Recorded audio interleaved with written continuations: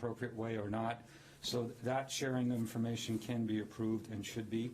And the last, I mentioned that the assessment of the presence of civilians, specifically children, in the compound was inaccurate. So recommended a review of how that assessment is conducted, again, under rapid strikes, where you're exercising something in a time-constrained fashion for more deliberate, lengthy days, type strikes, which you're accustomed to. I think that's pretty tight because you have the luxury of time. You don't have the luxury of time when you're perceiving something to be an imminent threat that's approaching you, and you need to have lockdown procedures of how we might be able to improve that to pick up on what's there. We've shared at the direction of the Secretary of Defense, who owns this report. This report was shared with the operational commanders, so they can assess the recommendations within and decide what else they might want to do to implement corrective measures. It was also shared, again, by the direction of the Secretary of Defense with the chain of command, so they can assess the analysis within and determine if, as appropriate, if any accountability is appropriate. They can see in excruciating detail exactly what played out and how it played out, and if performance-wise it didn't meet their bar, that's commander business, and that's why we refer such investigations to the chain of command. They've only had it for 2 days, right? So it's not like they've had it for a while. They've had it for 2 days, and they're digesting it to try to work through that. I do need to mention something, because we're also asked to look at the initial investigation and the messaging that followed, and I'm talking specifically to the 15-6 and what we initially messaged versus what we eventually evolved to, and then what I'm telling you right now, and what caused that. So you can imagine, given the severity and the significance of the strike, there was a high desire to get information as soon as possible, not only to the chain of command, but up to the DCAOR, the Pentagon, to you all, to the public, to the Hill. So the investigation was conducted, but the investigation was conducted very quickly, again with pristine intent to provide information as quickly as possible. But the time frame it was conducted was insufficient to drill down sufficiently to provide sufficient insight and reach conclusions that are really sound and based on facts. So I didn't find any indication at all of anybody slow leaking information or twisting information. It was merely investigation done. It was appropriate and justified for everyone to assume that investigation contained accurate information, and we all thought that, right? But when you look back at it as to what else could have been done, I'm just telling you, I don't think anybody could have done a better job in 4 to 5 days. It's just not possible, right? It takes more time to do such work because it's very complicated, and I just want to put that out to make sure that you all understand why the messaging was different at first. And I'll leave you with this, and then we'll go to Q&A. Look, we had the benefit of time to conduct this review. I used the same data that folks conducting the strike on the day of the strike had. That's the only fair thing to do, right? We can't second guess with additional information that they didn't have. Although I did look at that to see if there was something they should have had that they didn't have. There's not much of that would have made a difference. But I had the luxury of time to review that data over weeks. They didn't, right? They had the same data, but they had to assimilate it, digest it, and make a decision in a matter of hours. So I have to acknowledge that yes, when I had weeks to figure it out and do analysis and reach conclusions, I've highlighted the breakdowns for you, but they seem simpler now than they were at the time given the time constraints. So let me stop at that because I don't want to keep babbling for too long and maybe take some of your questions. Rita? Hi, General. Can you say whether any of the evaluation you found made this avoidable if any of those changes had been made? Would this have been avoidable? And you're saying you found no illegalities. Why no discipline? Why did you find that there was no one needing discipline when it was such a major failure? Yeah, no, great questions. Let me hit the second one first because I'm sure that's on everybody's mind. Let me just be up front. I didn't eliminate the possibility of accountability. That is commander business. What I concluded at our level in this investigation, that I didn't find violations of law or law of war. I didn't find, when I was doing a process review, remember this is about the strike and the process, had I found an individual that failed to perform to the level of criminal misconduct or criminal negligence, and that was the cause of failure for this whole thing, we would have spun that off into a separate investigation into an individual. So, and that we were eyes wide open to go, did any individual rise to that level that we're going to spin off an investigation, a criminal investigation or a misconduct investigation? And what I found is the disconnects were an aggregate process breakdown in which many people are involved, and it wasn't any particular individual that was causal to that. Certainly nothing rose to the level of criminal conduct. Break. The fact that I've sent this to the chain of command, that's where it belongs. It doesn't mean the chain of command will read it and say, I'm not doing anything. They could read it and go, this is subpar performance. It's not an objective assessment. There isn't a checklist to go, if you do this, it's okay. If you do that, it's not okay. But they can go, this is subpar performance, and decide to take adverse action. They can decredential folks. They can retrain folks. They can fire folks. They can do a variety of different things. So you should not perceive the fact that I didn't call any individual out with accountability. That does not mean that the chain of command won't.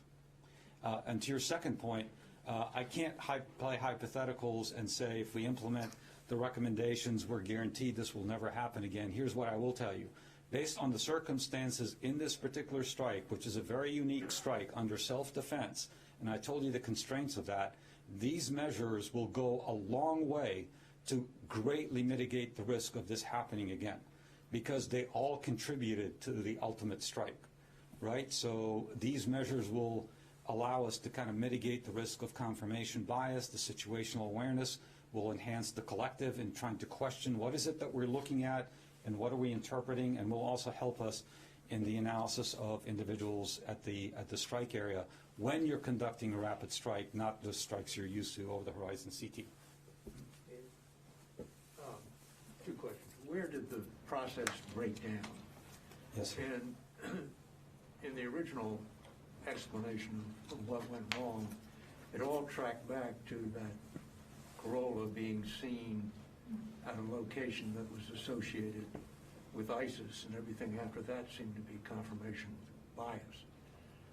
So was that original determination that that car, which actually was at that guy's place of work, that was in an ISIS location? Was that the original fall from which everything else followed?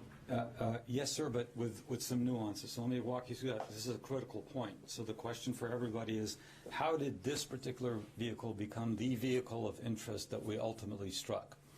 And it's what I alluded to before.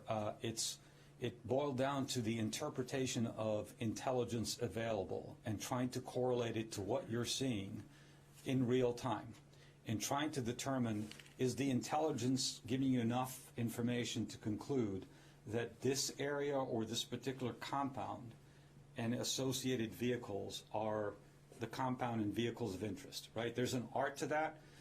It's not pristine. It's not always totally accurate. There's interpretation involved. But to your point, that is how it started. There was intelligence available to say that correlated the Corolla to particular locations, and the way it was interpreted is this was the Corolla of interest. Now, obviously incorrectly in hindsight.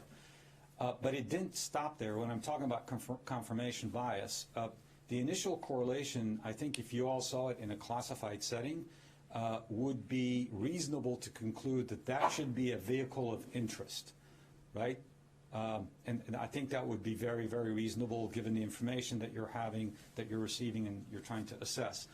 But what transpired over 8 hours, cumulative, right, is the observed pattern of movement, the observed behavior and activity, that all has to aggregate and connect with intelligence to see, is it reaffirming that this is truly the vehicle of interest, to reach a point where you're so confident that you're going to strike it. one of the recommendations that goes to this issue, central to this issue, is red teaming, if you will, to break confirmation bias by somebody going, you can interpret the intelligence in a way that leads you to further believe that this is the vehicle of interest, but you can also interpret it as benign. So somebody pushing back to break the confirmation bias and a red team function, if you will, a dedicated red team function going, hey, it could be this, but it could also be that. Why do we think it's this? Because human nature, we've all seen it, right? Everybody knows what confirmation bias is. When you consciously or subconsciously start to perceive something and you go, that is a suspicious person, every activity they take thereafter, you start seeing it through that lens. And what to me, not knowing that you might be a suspicious person, appears totally benign. To you, where you have this preconceived notion based on information that you have, you might be suspicious, you start reading that activity as, yeah, that is affirming of suspicious behavior. That actually happened during the 8-hour window. There were instances where the intelligence was being correlated to real-time information, or what was being observed in a way that we could have had a chance to inject and go, what else could this be? I know you could interpret it this way, but what about this? So to your point, though, that is accurate. There was intelligence that led us to believe that was the corolla of interest, but as we all know, and as I said, it's not. So when you say there was a breakdown of process, is that because there was nobody to push back? So it's a combination of things, right? So I made 3 recommendations for a reason. It's not just one thing. This is how the ball started rolling, if you will, of what made it a vehicle of interest, and over time made it a high enough interest vehicle that the threshold to strike it was met. But I also said information sharing laterally, not only within the strike cell, but outside to supporting elements, could have produced situational awareness that would have helped the strike cell in avoiding this CIFCAS. And last but not least, and this is critically important, obviously the clearing and determining who is in the strike area in the compound where we struck it also needs to be reviewed. So it's not a one thing, but if you were saying causal factor, that's what started the ball rolling, for sure. What could they have learned if they had gone outside the strike cell? So again, I need to be careful in what I share on classification, but let me just give you as much as I can.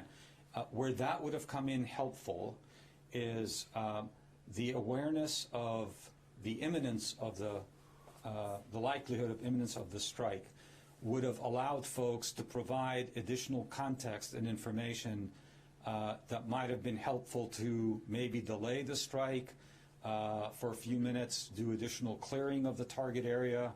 But the information sharing laterally and certainly outside the strike cell was not optimum. It could definitely be improved. Again, I'm sorry I'm being slightly vague, or quite a bit vague. It's just to avoid the classification. This would be much, much easier in a classified setting. Right. Just want to follow up a little bit about what you just said. Are you saying that if they had stepped outside the bubble and consulted people, they may have learned that a strike on troops was not as imminent as they thought it was? No. And they could have... No, that's not what I'm saying. Okay. So there was nowhere to step outside the bubble and ask somebody, and somebody will say it's not. Okay. It's imagine yourself sitting in the strike cell. By the way, I have to say this. We're fixated on one threat. You have to realize that strike cell was dealing with multiple threat streams, tracking multiple vehicles at any given time, right? This is not the only thing they were tracking. But what they're trying to do is, as intelligence is coming in, they're trying to correlate what the intelligence is telling them to what they're seeing in their own eyes with the assets that are tracking. And they're trying to correlate, is that intelligence connecting to what we're seeing sufficiently so to conclude that is the vehicle of interest that's going to be involved in the attack on the 29th. If you had somebody sitting in the strike cell, the issue of confirmation bias, saying, look, you're correlating this piece of info to reaffirm that that is the vehicle, but what you're reaffirming in the activity you're seeing could be nefarious, if you will, but it could also be very benign.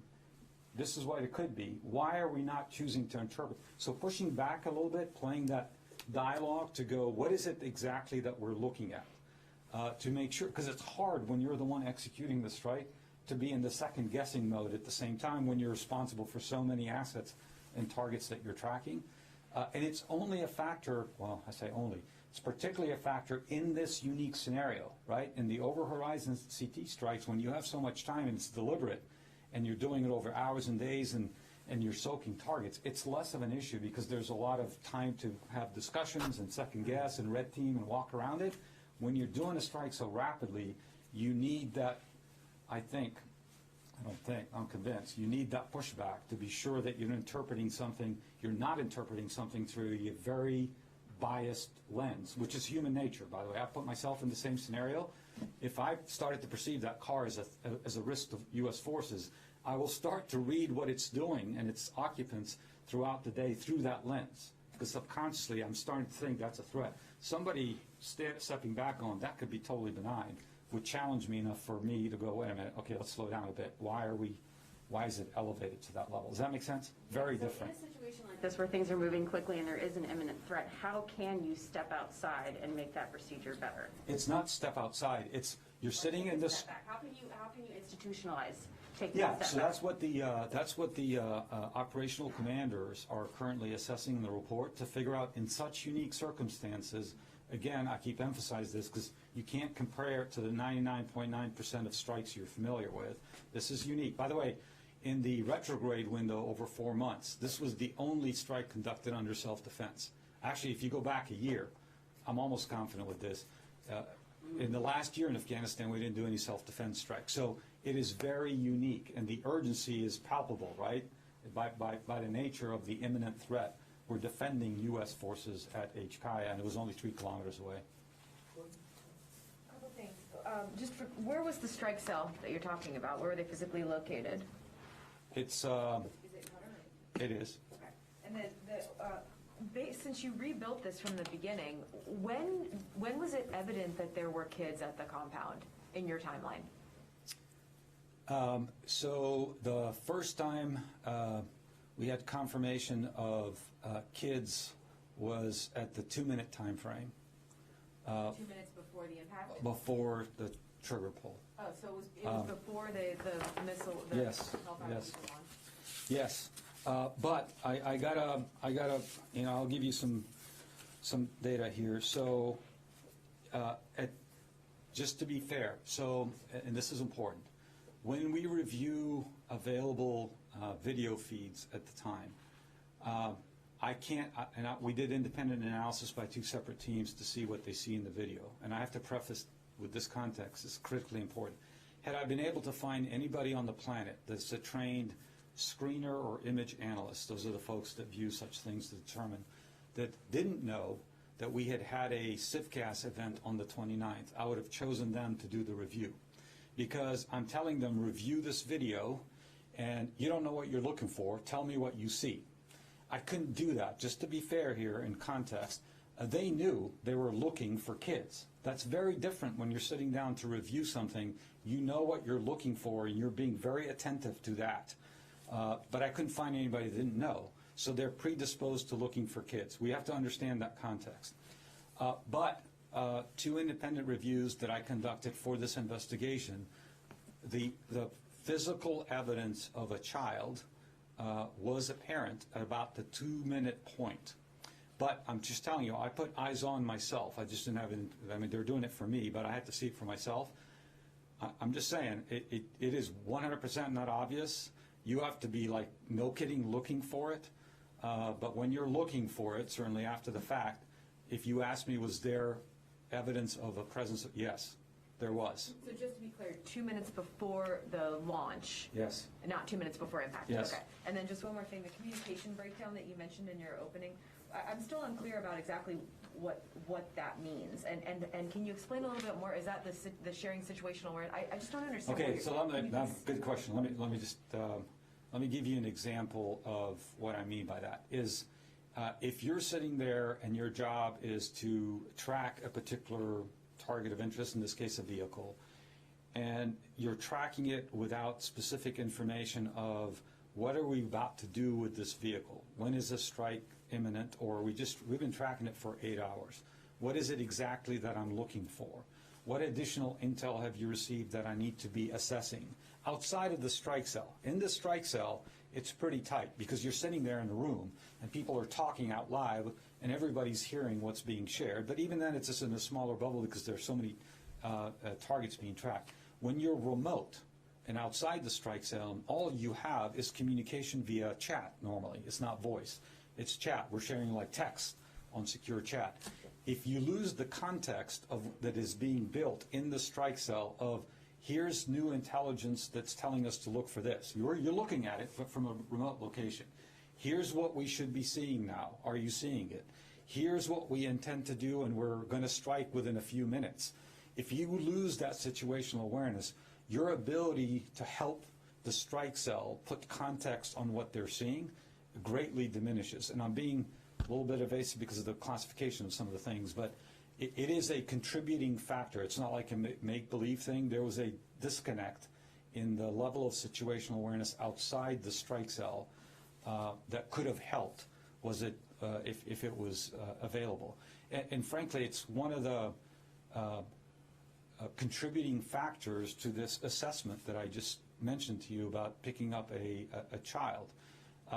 Had that situational awareness been more widely spread and acknowledged that, hey, look, we're getting so close to striking, folks that are looking at those images and trying to make sure that they clear, their sense of urgency and in clearing would be different. Because if you're looking at something for 8 hours, you're desensitized. Okay, we've been tracking it. We could be tracking it for 5 more days. But if you have enough SA to go, hey, we're starting to see this. It's starting to really becoming a threat. It is now a threat. It's an acknowledged threat. We're going to strike it. It's 2 minutes. Your urgency of what you're looking at or what you're trying to clear when it pulls into a brand new compound is just naturally different, right? As a human being, you would go, you're not desensitized anymore of, I've been doing this for 8 hours. What's different? So to put it simply, is it fair to say that the people on the ground weren't sharing information enough with the strike cell back in Qatar, and that was the communication? No. It's not the people on the ground because we didn't have anybody outside. It's the elements that are supporting the strike itself don't just sit in the strike cell itself. There's the strike cell, and then there are external elements that support it from other locations remotely. And I just recommended that the information that's available to the inner circle in the strike cell, because the strike cell is big enough and there's too many things going on that not everybody, even in the strike cell, is aware of the nuances. One, enhance it within the strike cell, make sure everybody knows everything about that target. But externally, when you're only messaging via chat, the folks supporting you remotely, make sure they have context that they don't have because they're not there with you. The only context you have is if you choose to share it with them via chat. I can't by osmosis pick it up because I hear you talking. I'm like, oh, another threat stream, and they said something else. Another thing, and I'm building my essay throughout the day by just sitting there, physically being there. Very different for somebody remote that is tasked to support the strike in a very significant way, but all they're getting is what is being shared via the text. It's called chat. There was a definite disconnect there that could have helped dramatically. I'm going to go to the phones. I haven't done that yet. Alex Horton, Washington Post.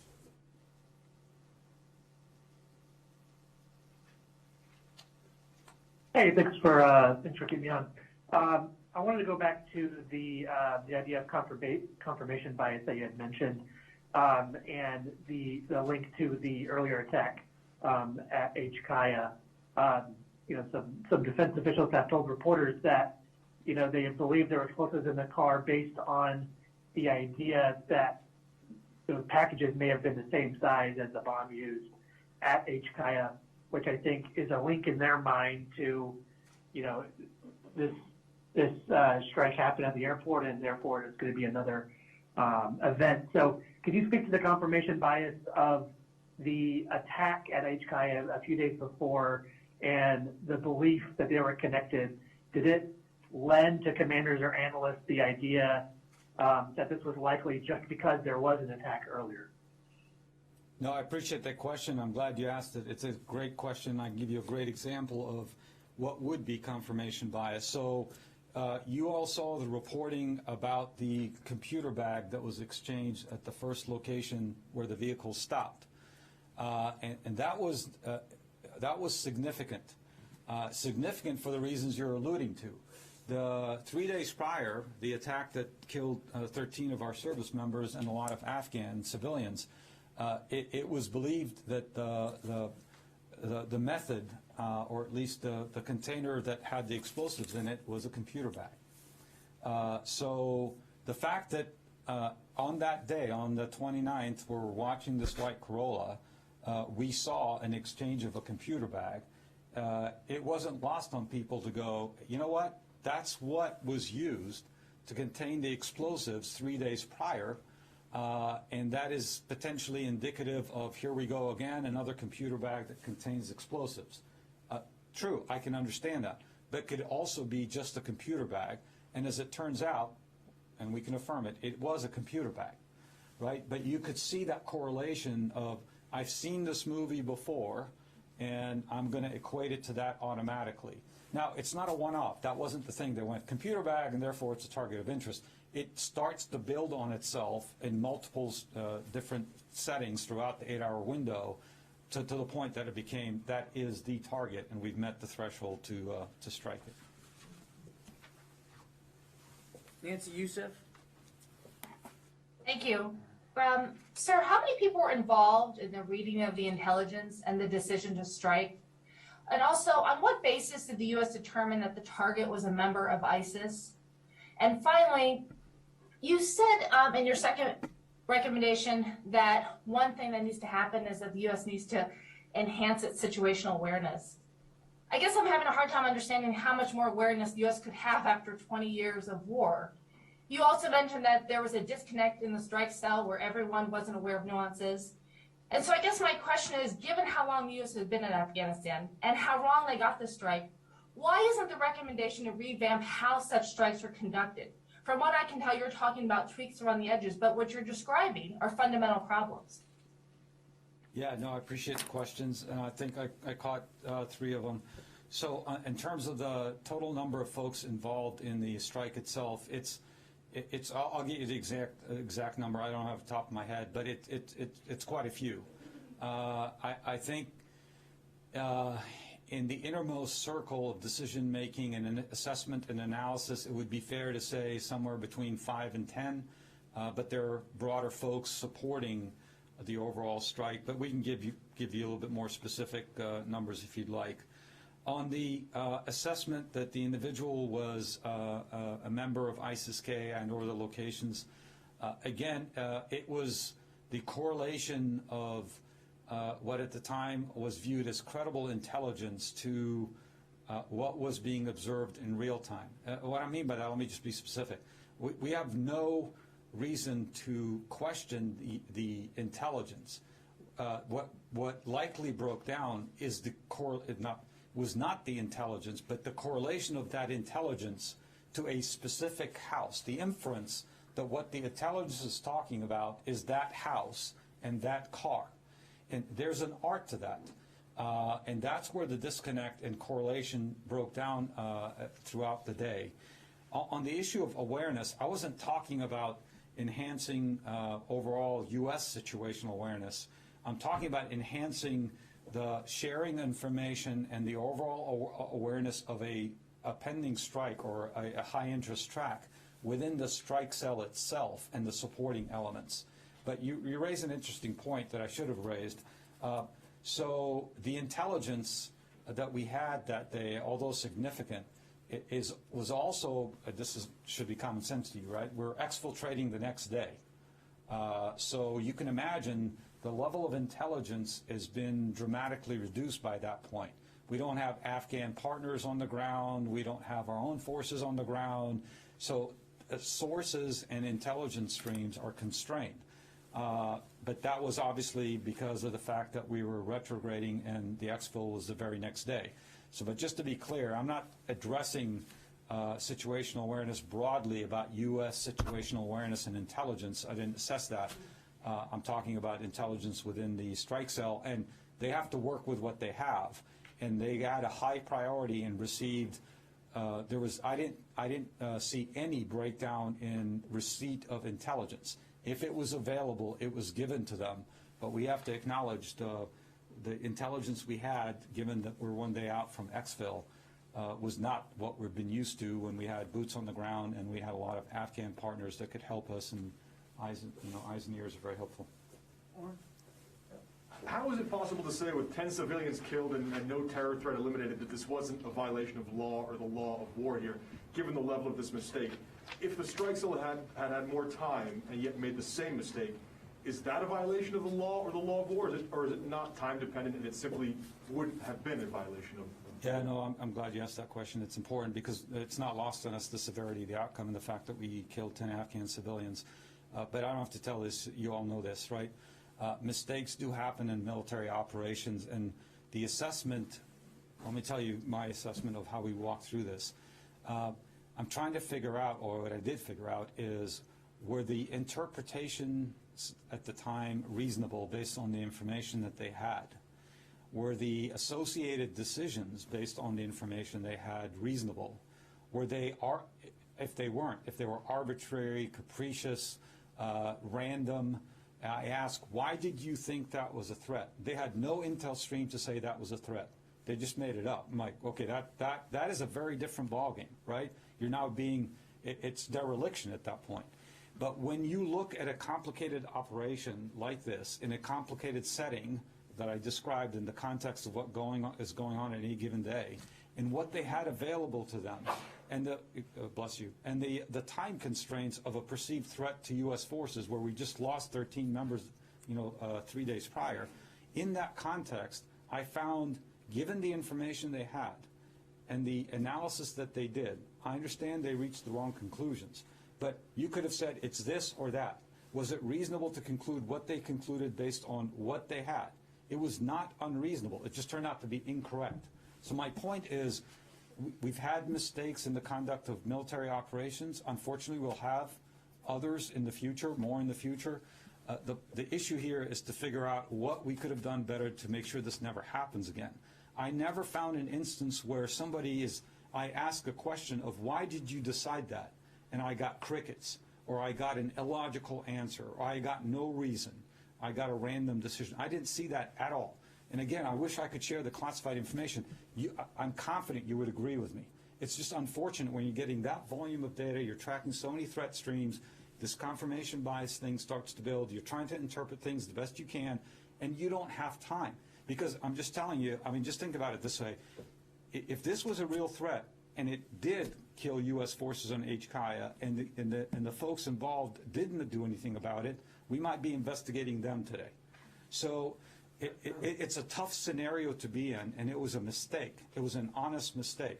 It's important to say, throughout the investigation, everybody I interviewed under oath, I didn't have people saying, I thought it was this, and I was uncomfortable here, and I voiced a concern. By the way, I interviewed them separately. I didn't put them in a group, so there's no group thing here. And I instructed them not to talk to each other, so there's no cross-feeding going on. And they all had a genuine belief, based on the information they had and the interpretations, that was a threat to U.S. forces, an imminent threat to U.S. forces. That's a mistake. It's a regrettable mistake. It's an honest mistake. I understand the consequences. But it's not criminal conduct, random conduct, negligence. Thank you, panel. So I just want to finally verify a couple of pieces of information with you. So the car that was targeted was at that moment, it was parked. It wasn't moving, right? Yes. And it was parked, I believe you first said 3 kilometers, but then you said 2 kilometers from the airport. It's approximately 3 kilometers southwest of the airport. It started farther away, but throughout the day it moved and made multiple stops and ultimately got within 3 kilometers, and it was stopped. It was in a compound. And then it was parked in a civilian urban area? Yes. Okay. So a car that was parked anything between 3 to 2 kilometers from the airport in a civilian area. Can you help me understand how was that considered an imminent threat? Yeah, and no. The second question. Yeah, I'm glad you asked that. It's a car parked in a civilian area, so by default, whoever was in charge of targeting it should take into consideration that there will be civilians, or the possibility of civilians, including children. Yes. How these two things happen, and I have a follow-up at the end, please. Yeah, so glad you asked these questions. So on the imminence of the threat, the fact that it was 3 kilometers, by the way, doesn't take that long to move 3 kilometers and get to Ichkaya, but during that period, my understanding is sometimes it took you like an hour to drive short distances because of the chaos in the city, and I was in the airport the day before the attack on but so here's the critical issue, though. What the folks thought they were targeting at the time were a vehicle that contained somebody associated with ISIS-K, but more importantly, they believed the vehicle contained explosives. And here's the risk where people, the folks conducting the strike have to balance the risk to force, is if it contains explosives and it parks, and let's say it has S-vests, right, explosive vests, and they're removed from the car. I had a concentrated bunch of S-vests sitting in the car. The minute they're removed from the car and 10 people are wearing S-vests running around, it's impossible for us to neutralize that threat. They need to neutralize the explosives while they're aggregated. And they believed, although incorrectly, I got it, at the time, they believed, based on the intelligence, that that car contained explosive material. They weren't certain, was it S-vest or pieces of explosive material that could be inserted into a computer bag like the attack 3 days prior. But you cannot take the risk of allowing that, well, you could, but you can't overcome it. Take the risk of allowing those explosives that are concentrated that you can take out with one strike to get disaggregated and distributed very quickly, by the way. All they have to do is take it out of the car and you can't hit the same thing. So there was a deliberate decision of, I need to deal with this aggregated threat while it's concentrated. I can deal with it. On the civilian area, so it's highly unusual to conduct operations downtown Kabul, but again, self-defense and risk to force. But the report articulates measures that were taken to, as much as possible, mitigate the risk of casualties. And what I mean by that is they thought that they had cleared the compound. It's not like people didn't know the number of individuals in the compound. They were all convinced. Everybody we interviewed under oath. We listened to the communications of the strike. We looked at the text, which we have, of the strike to see if they're just telling us that. Everybody believed they understood what was in the compound, unfortunately incorrectly, right? There aren't children there. That's one. The second thing is they attempted to minimize the collateral damage by, we got to be careful in classification, but the way you weaponeer a strike, you can adjust the fusing to minimize the collateral damage estimate. And they went to that measure, although they were executing it rapidly, they went to that extreme to go, let's try to fuse the weapon in such a way to dramatically reduce the collateral damage. So they saw the compound with relatively high walls. A gate is closed, so containing the blast. So to your point, it's not a random, it's not like we showed up at the house and somebody destroyed the house. You could hear the comms of the weaponeering, what they're trying to do to mitigate the threat. They were convinced that the compound didn't have children in it. It turns out to be wrong, right? Had they not taken these steps, I might have reached a point like your colleague was talking about, hey, what steps were you taking to try to minimize the risk of casualties? Yeah, that's totally. On the question of the law of war, and I'm sorry? And the law of war. So yeah. You said there were no violations here. Is it because there was no intention, because there was military necessity? Was it proportional? What I'm getting at here is, basically, in theory, any nation can claim impunity because they have classified information. They can talk about imminent threat, conducting something in self-defense, and say, we didn't violate any law. Yeah, no, that's a good question. I think you all know the overall principles of the law of war, of military necessity, proportionality, distinction, discrimination. That's what I'm talking about when you're talking about that. And then specifically applied to this particular scenario, which is self-defense, the two key elements there to trigger that for necessity would be hostile act or hostile intent. So again, had I questioned the team and reviewed the material to go, there is no way on the planet any reasonable person would conclude that that is in any way, shape, or form a risk to U.S. forces or a threat, that would have been a very different outcome in the investigation. That is unreasonable. That is a violation. That is almost dereliction, right? Because it's random. But when you see the information that they have and the analysis applied, and you go, okay, I could see how they can get wrapped into this as the threat, not only a threat, but the threat. It was a mistake. It was a mistake. Just a couple more, Lucas. General Lucas Tomlinson, Fox News. Why were you looking at that car to begin with, and who approved the strike? So again, need to be careful on classification, but the intelligence that we were receiving highlighted particular vehicles or types of vehicles, and also painted a picture of where the vehicles might go, and that such vehicles would be associated with the attack on the 29th.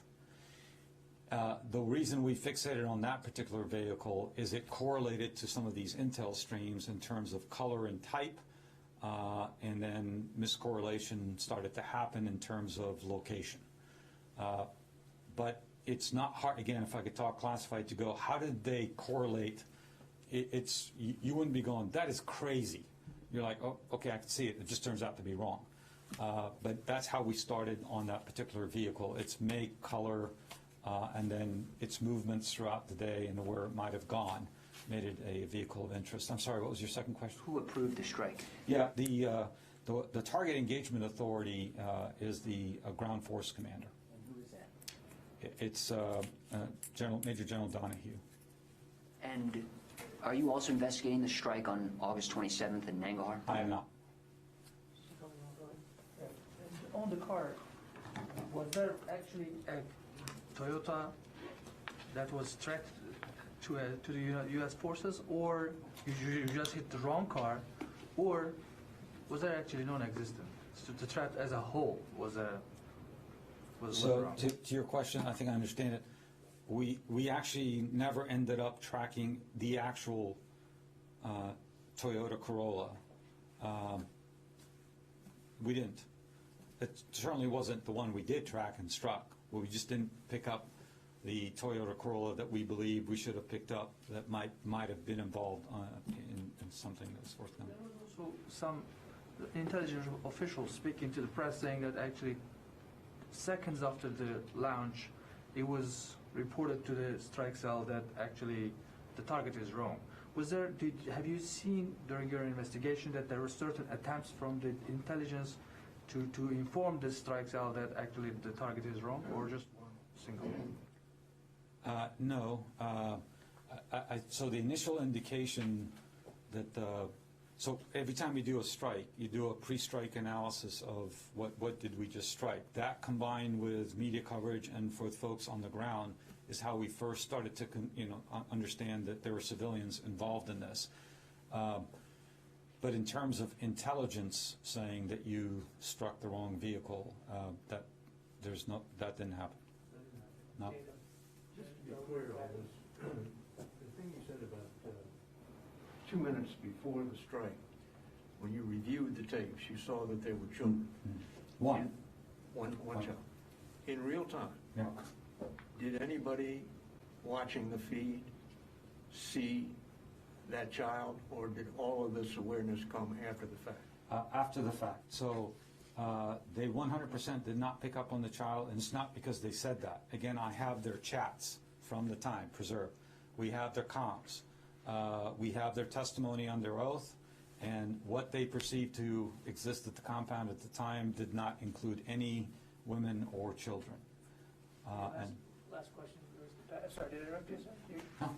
After the strike, they immediately came out and said there were subsidiary explosions that were so huge, could leave no doubt that it was a righteous target. How do you get that wrong? I mean, you're looking at the video, you would know if there was other explosions. Yeah, no, another good question. So we did an analysis on that, pretty detailed technical analysis to figure out for ourselves independently if that strike or what they perceived to be a secondary, and therefore, we hit a weapons cache in the car, was just that. And the technical analysis concluded, which was shared prior, but we did our own, was no, the secondary was very muted and highly unlikely that was any explosives in the car. More likely that, I mean, we don't know what it was, but it could be a propane tank in the backyard, typical in Afghanistan, or something else. But to be fair, you could infer a little bit of confirmation bias in here, but to be fair to those observing the strike, I looked at it. There's a typical pattern of explosion when you employ the weapon that was employed on that particular day. And this one was more pronounced than normal. That's acknowledged by all, even anybody that looks at it to go, you know what, that's more pronounced than what we've normally seen. Everybody I interviewed under oath that saw the actual explosion said the same thing. We've seen hundreds of such weapon strikes, and this one seemed significantly more pronounced. I put eyes on it. It is more pronounced. But again, I'm not saying this is the cause, but you can infer into it, it's confirmation bias as well of slightly more pronounced, aha, we hit the explosives in the car. Could be something else, like I said, a propane tank in the backyard, in an Afghan backyard, or something else. But the conclusive analysis is it's highly, highly unlikely that we hit any explosives in that car. Thanks, everybody. Let the general go. Appreciate it. Thank you all. Have a good afternoon. Oh, you got more to do, right? Yes. That's right. Yeah. Sorry, I drank your water. Time to bring more? All right. Okay, I know we've been at this for an hour, but I do have just a couple of things at the top here. As you think you saw yesterday, the White House announced a new comprehensive suicide prevention strategy to reduce military and veteran suicide. The strategy is built on 5 priorities: improving lethal means safety, enhancing crisis care, increasing access to effective care, addressing upstream risk and protective factors, and increasing research, coordination, data sharing, and evaluation. The strategy is aligned with the Department's approach to suicide prevention and ongoing efforts, as well as including additional federal partners, which be the Departments of Energy, Justice, Labor, and Homeland Security, which will help us enhance interagency and public-private collaboration to address this very important issue. Obviously, we refer you to the White House for more information on this cross-sector, evidence-informed approach, but the Department is honored to be a part of this larger effort, and I think you've heard the Secretary talk about the need to continue to do much more on suicide prevention. Today, I think you also saw the Department released its 2021 report on military and security developments involving the People's Republic of China. You can find the full report on our website. The congressionally mandated report serves as an authoritative assessment on military and security developments involving the PRC. The report illustrates the importance of meeting the Department's top-pacing challenge presented by the PRC's increasingly capable military and its regional and global ambitions. And then lastly, on a schedule note, I think you also saw the Secretary met today with the Singapore Minister of Defense, Minister of Defense Ung, at the Pentagon to discuss ways to broaden our bilateral defense cooperation. This meeting is their second face-to-face meeting following the Secretary's visit to Singapore in July. He and the Minister today affirmed the enduring nature of the U.S.-Singapore defense partnership, as well as their shared vision of building an even stronger foundation for future cooperation. Secretary Austin reiterated the U.S. commitment to continued joint training and growing bilateral force posture opportunities with Singapore, while collaboratively addressing security challenges in the Indo-Pacific. We'll have a much more fulsome readout of this meeting later today. And with that, we'll start with any questions. Sylvie. Hello, John. The Iranians have said that U.S. tried to seize some Iranian oil, and they prevented it. And I wanted to have your side of the story to explain me what happened. Yeah, I've seen the Iranian claims. They are absolutely, totally false and untrue. There was no such effort by U.S. naval assets to seize anything. What this refers to is back on the 24th of October, U.S. Navy assets did monitor Iranian forces illegally boarding and seizing a merchant vessel in international waters in the Gulf of Oman. The United States Fifth Fleet directed 2 ships and aerial assets to closely monitor that situation. At no time were U.S. forces attempting to retake or otherwise engage in the situation. We acted completely in accordance with the law. So it's a bogus claim. Okay, they said that actually there were 2 tankers that the U.S. seized the oil from the first tanker and put it in a second tanker? You don't confirm that. I not only don't confirm it, it's a ridiculous claim. It's absolutely not true. And I would add that Iran's actions, the ones that are true, of them illegally boarding and seizing a merchant vessel, constitute a blatant violation of international law that undermines freedom of navigation and the free flow of commerce. Do you know the second The only seizing that was done was by Iran. And do you know the nationality of the tanker they seized? I do, but I'm not at liberty to say. I think we would refer to that individual nation to speak to that. Can we stay with this topic? Yeah. So, based on the video from the Iranian side and what you just stated, there were U.S. Navy assets and airplanes. And I said that there were. Yeah. Monitoring. My question is about the monitoring part. I mean, you have NAPSANT and you have the IMSCC combined together. Their mission is basically to to ensure maritime stability, security of the sea lines of communication, deter state-sponsored malign activity, reassure the merchant shipping in that region.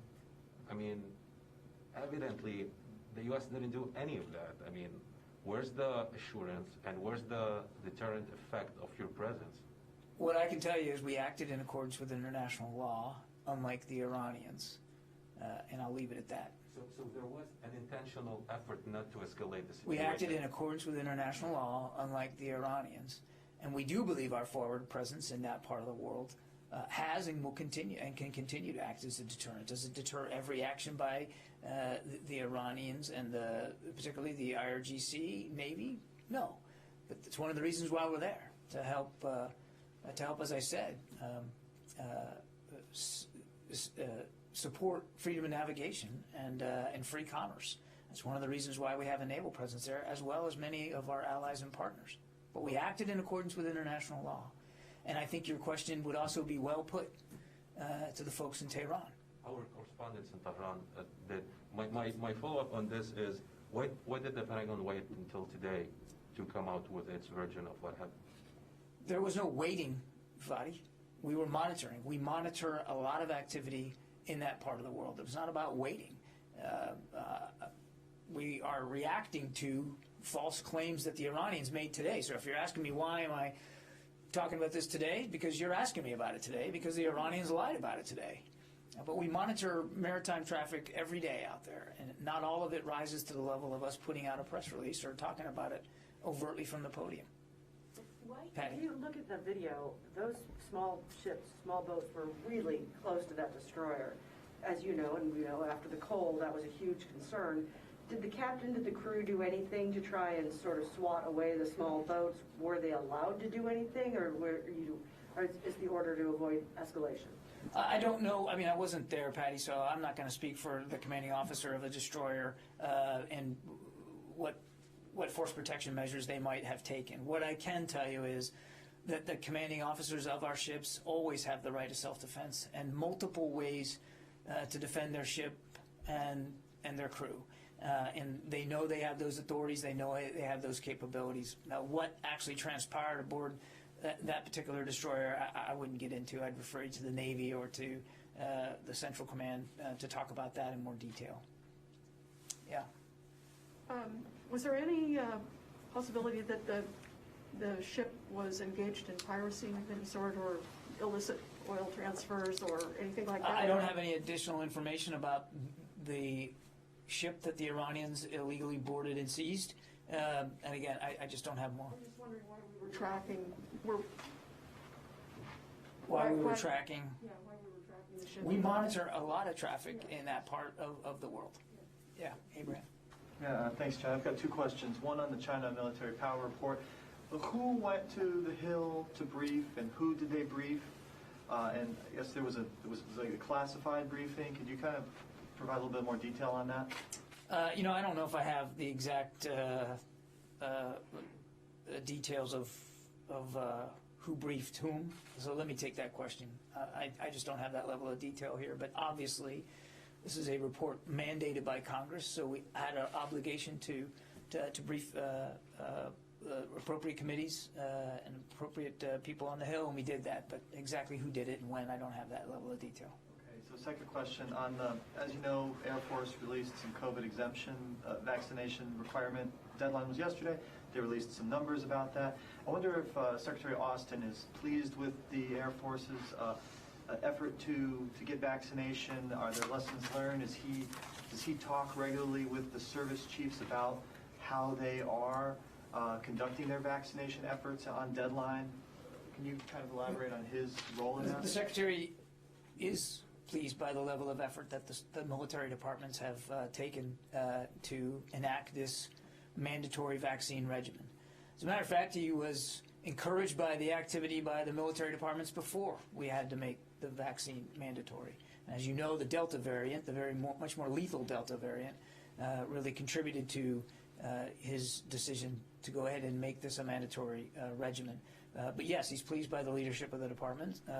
He is aware of their progress, and each of them have a different set of deadlines, both for their active component and their reserve, and in some cases their guard components. He respects those differences. They are keeping him informed. As a matter of fact, there's a regular update to Deputy Secretary Hicks. So she too is staying right on top of this issue as we move forward. So that 10,000 number for the Air Force at the deadline, that's okay for. I didn't say I didn't say it that way, Abraham. I said he's comfortable and pleased with the leadership that the military departments are showing here.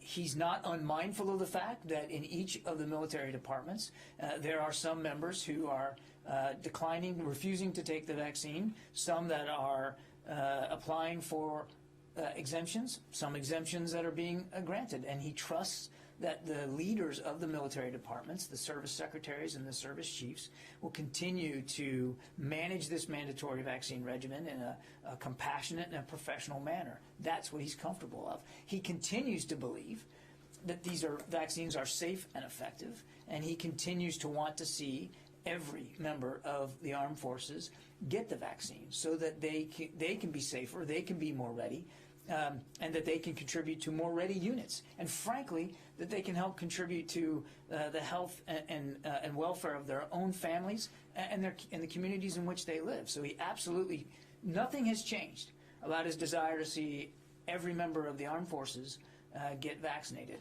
Obviously, excluding those who, for medical purposes, at their doctor's discretion, are not able to. But short of that, he wants to see everybody vaccinated. Yeah. On Turkey, Turkey is insisting that the U.S. must cease its support to the Syrian partners, SDF, and they have reinforced troops in Syria for possible attack on your Syrian partners. What is the Pentagon's position on that Turkish request? Our position with respect to our cooperation with the SDF has not changed, nor has our mission in Syria, which is solely focused on the ISIS threat. That threat remains. Those missions continue. That cooperation continues. Anything else in the back there? Thank you, sir. Army General Stephen Townsend, Commander of U.S. AFRICOM, and the Assistant to the President for Homeland Security, Dr. Sherwood, recently visited U.S. personnel in Kenya, Djibouti, Somalia, and Niger. Are there any more, they talk about counterterrorism, are there any plans to add more sole U.S. troops to those regions in the Sahel and East Africa? I have no troop announcements or personnel changes to make with respect to our posture in Africa. As you can probably tell from the agenda of that trip, there is a lot to talk about. There are a lot of partners doing a lot of critical work in the counterterrorism realm, and General Townsend remains laser focused on that, but I have no troop announcements to make. Yes, ma'am. Can you characterize in sort of an overview of how the discussion went this morning between the Secretary and That was a very good discussion. Again, follow up to our visit to Singapore in July and the Secretary's first meeting with the Minister and with officials there. There is a lot of things, and you'll see this in our readout. We'll have more detail on the meeting in terms of cooperative initiatives that we are going to undertake going forward. But we have a strong bilateral relationship from a defense perspective with Singapore, and we look forward to deepening that going forward. Okay, thanks everybody.